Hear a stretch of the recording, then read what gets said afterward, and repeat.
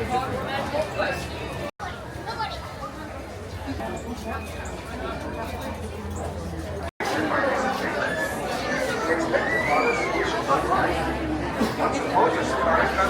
remember to watch your children. Your transport will be arriving shortly. Aside this enjoy your adventure at Kilimanjaro Safaris. Thank you in Swahili. Another term we like to use here is twende, which means let's go. Jumbo, everyone. My name is Hannah, and I will be your safari tour guide for today. Now, my friends, while you are with me, please remain seated at all times with your hands, arms, feet, and legs inside the truck. Now, above, you guys will be finding a spotting guide, and that will help you guys spot animals that can be found all around the reserve today. Now, I cannot guarantee every animal can be seen today, but we will try our hardest to find as many animals as possible. Now, with a show of hands, how many of those is your first time? Alright, first timers today. So I got a couple of y'all. Well, welcome. I'm so excited to be your tour guide for today. Hope you guys find your favorite animal out there or learn something new. For my returners, welcome back. There is a reason you guys came back. And I do hope you guys enjoy your time with me, and hope you guys do find your favorite animal as well. Now, the warden gave us the all clear, so we're heading on into the reserve here. And the first stop of our tour is going to be in the Little Ituri Forest. Now, Ituri in Swahili does mean little, so we are heading on into the little forest. Now, there are a couple of animals that are found here in Ituri, but a lot of times we can't see them due to camouflage. Over here on the right, you're going to be seeing the okapi. The okapi does have zebra-like stripes on their hind legs, but they're actually not related to the zebra at all. They are the close cousin to the giraffe. If you guys see this little animal that's laying down by the rock wall there, that was a yellow-backed diker, and that is actually very rare to see here in Ituri because, well, diker just means diving buck, and what they do is when they feel threatened or they see a predator, they will actually secrete a like shriek noise and then dive into the bushes to stay hidden. So it's actually pretty cool they saw them because they usually try to hide. Oh my Lanta, this is a weird spot for you to lay down, mister. I don't think I've ever seen you lay right there before. There's the black rhino. Take a little snooze, and the weirdest spot, his usual spot is lay right around that rock wall there. But the black rhino is one of these smaller rhinos found here in Ituri. They do get about 3,000 pounds. They have a prehensile upper lip, which means they go in like a triangle, and they will use that as a way of grabbing their food. They will eat off of bushes and low-lying tree branches while trying to hide, or trying to eat in the forest.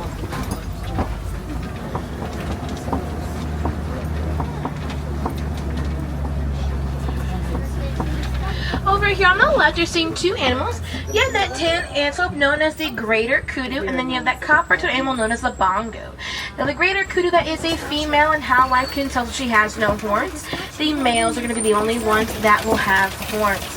The bongo is going to be known as the ghost of the forest, and they do have one complete spiral to those beautiful horns. They do lay flat on their backs, so does not get stuck in the bushes or any tree branches they're trying to run or hide here in the forest. Now, our second stop of our tour is going to be in the Safi River. Now, Safi in Swahili does mean fresh. So we're in the fresh river here. So a good chance to spot some aquatic animals today. So we're in the water, look for any bubbles, ripples, or even better, this hippo that is right by this low-laying, there's a tree stump. Ow. You stinky butt, why'd you go underwater? That's not very fun. That little stinky butt went in the water. But it's okay, we're not even moving because I think we're holding for something. Do this again. We are back on the move, so thank you so much for our short little stop there with our patients. We're going to go try to find that sleepy giraffe though.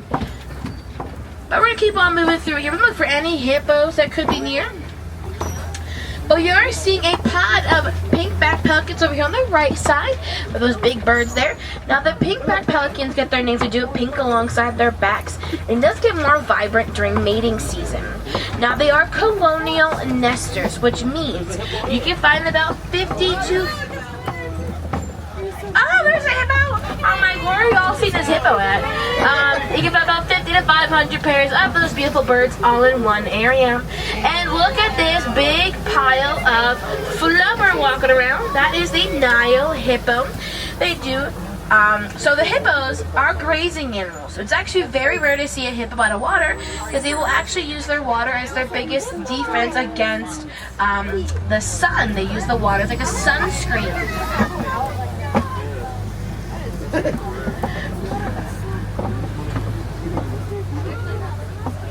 There's another one taking a little snooze. But coming up here on the left, you are going to look at the Nile crocodiles. My friends, do please remain seated. Thank you.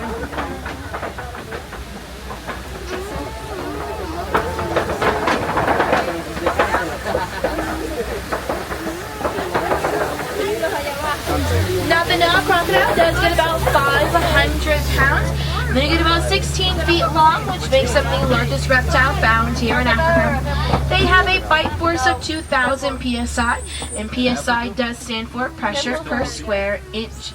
They will actually use those jaws for more than just eating or for protection. They also will use them for caregiving. What they will do is they will put about 6 eggs in their mouth and they'll rotate them using their tongue. That rotation does help with incubation of the egg, which is very similar to how like birds lay on their eggs. But they also, that rotation does help soften the shell a little bit, so it is easier for those babies to hatch.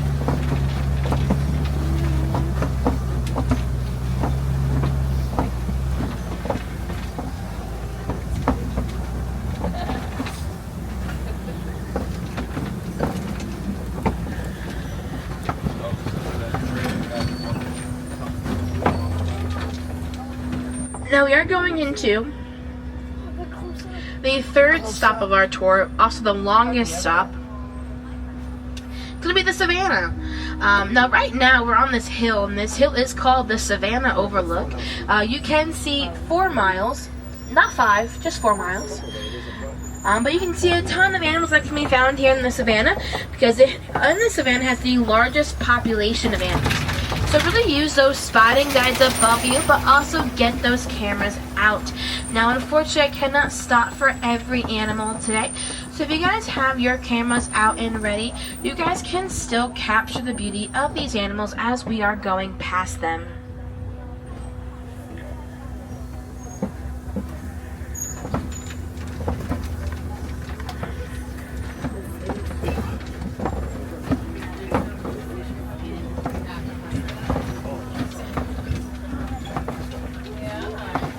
Over here, the first animal we're seeing is going to be the wildebeest on the right hand side there by the trees. Now the wildebeest are the largest migrating herd we have here in Africa. They can migrate up to 1,000 miles. And one herd that you can find migrating together, you can find a herd of around 1.5 million wildebeest. Also here on the right, you are seeing a dazzle of Hartman's mountain zebra. They are the smallest subspecies of zebra found here in Africa. And they are black with white stripes, and how we can tell is the coloration of their nose. When the babies are born, their legs will actually stay the same height. The only thing that gets bigger on the baby is going to be their body. Their body will grow in size and mass, but their legs will actually stay the same little height. Over here on the left, you are seeing the pack of African wild dogs, also known as the African painted dogs. Now they got their name painted dogs from the markings on their bodies. Now they are part of the canid family, which is where we have our domesticated dog and our wolf. A little difference, but the domesticated dog does have 5 toes, while the wild dog will only have 4 toes. Now they are the most successful pack hunter, about 90% success rate. That is higher than the cheetah, lion, hyena, and crocodile. Over here on the left, you are seeing the brown antelope known as the sable antelope. They are the emblem of our Harambe Reserve. Now Harambe in Swahili does mean to come together, and with the sable antelope, in a fight or flight situation, they will stick together no matter what. Now we just passed some termite mounds on the left and right hand side. Now termite mounds are made up of 3 simple things: clay, spit, and dung. Dung is a fancy term we use here called animal poop. Now, when they're being built here in the savannah, they will get as hard as concrete while sitting in the sun. The bigger animals, like the giraffe, we see on the left-hand side, and on the right, as well as the African elephants, will actually use them as a way of a scratching post. The smaller antelope, known as the springbok, and other animals will actually use them as a way of a lookout to see if it is safe enough for them to go head on into the savannah to start their grazing for the day. There are the Hartman's Mountain zebra again. Now they are known as a dazzler because their striping pattern. Their stripes kind of confuse the predator, so they cannot tell the difference between one zebra to another zebra. Over here, it looks like it is lunge time for the Maasai giraffe. They do get about 16 to 18 feet tall. They do have a very long purple tongue, and that long tongue does help with grabbing their food. Their tongue is also purple, and that purple coloration will prevent their tongue from getting sunburned. Now, Maasai giraffes do a very unique spotting pattern. Their spots are more rougher edged. On your spotting guide, you'll see reticulated giraffe. They have a more smooth geometrical shaping to their spots, while the Maasai have more bit rougher edged. So you can tell the difference. Now, no one giraffe with the same number of spots with the same pattern. It's because we as humans have our unique fingerprints, well, they will have that unique spotting pattern. It looks like we saw the sleepy giraffe. With that face, he's like, I just got woken up. I'm a little upset about it. Now, a group of giraffe is going to be known as a tower. Now, once that tower actually decides to move as one, they're actually known then as a journey of giraffe. They are so cool, they get two separate names for them. Up here on the right, you're going to see these longhorn cattle known as the Ankole cattle. Another name for them is known as the Watusi cattle. And they got their name Watusi because back in 1901, the tribe Watusi domesticated them. Now, they were not for the meat or dairy trade, they were a sign of wealth. Those horns do reach about 6 feet in length. They do have a honeycomb-like structure on the inside, which makes them hollow. So they will actually use those horns as a way of cooling off. Blood will flow to those horns, cool off, and go back to the rest of their body.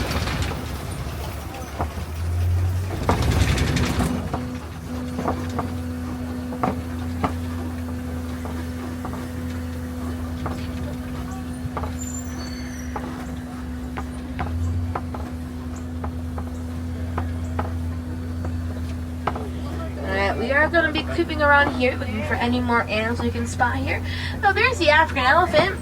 They do get about 13,000 pounds, and they do eat about 300 pounds of food a day. They have more muscles in their trunk than we do as humans. So we actually have around 600 muscles in the human body, and in the elephant's trunk alone, they have around 100,000 muscles. They will use their their ears as a way of cooling off. I call it ear conditioning. So there are many ways they will kind of cool themselves off a little bit in the sun. Now they will flap their ears, and by flapping their ears, they can cool off about 15 degrees. Now, if you guys want to see or track an African elephant or a giraffe, you can using a bracelet called a phyllo bracelet. It will be spelled F-A-H-L-O, and you can find it in the gift shop in Africa, but also online. You can track between an elephant, giraffe, lion, polar bear, sea turtle, penguin, shark, dolphin, and a gorilla. Now, the cool thing about that is that they're really fun conservation bracelets. So each time you guys do buy a bracelet, you are putting money towards conservation efforts that are helping these animals out in the wild. Now, they're delayed tracking, so poachers actually can't find their exact location. Now, you will get a QR code, you'll scan the QR code, you'll download the app, and then you'll be linked to an animal. So say you got an elephant, for example. You'll be linked to an elephant. You will learn your elephant's name, if it's a boy or a girl, and you will kind of learn where it likes to hang around in and or where it was tracked in.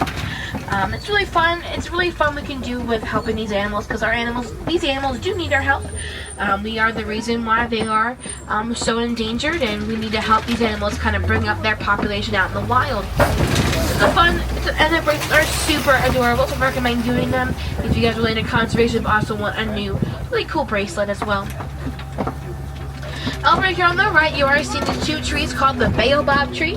The baobab tree is known as the upside down tree. They do remain leafless about 9 months out of the year.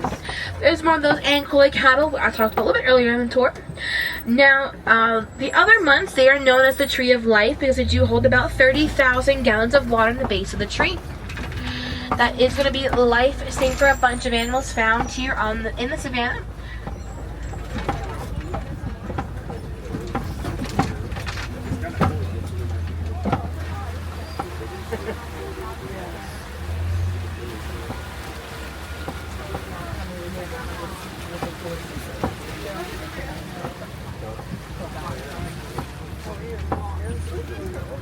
There's another African elephant over on the left side.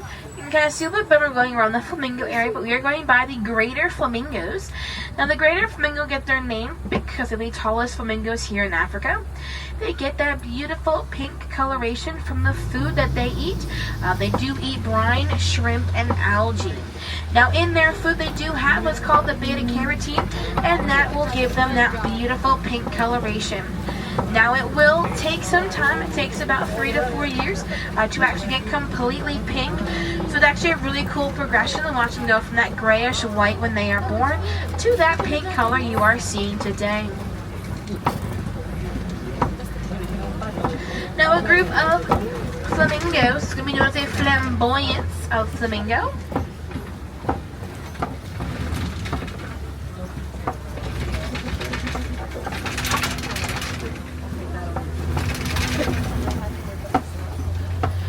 Keep going through here, and I am seeing some signs of white rhinos. There's this big mud hole here on the left. That mud hole is called a mud wallow. Now the white rhino will actually roll around in that mud as a way of cooling off, but also that mud does act as a way of a sunscreen for them. You're kind of seeing one white rhino over there, but we're going to go around this area here and get a little bit better shot of that white rhino, of the white rhino anyway.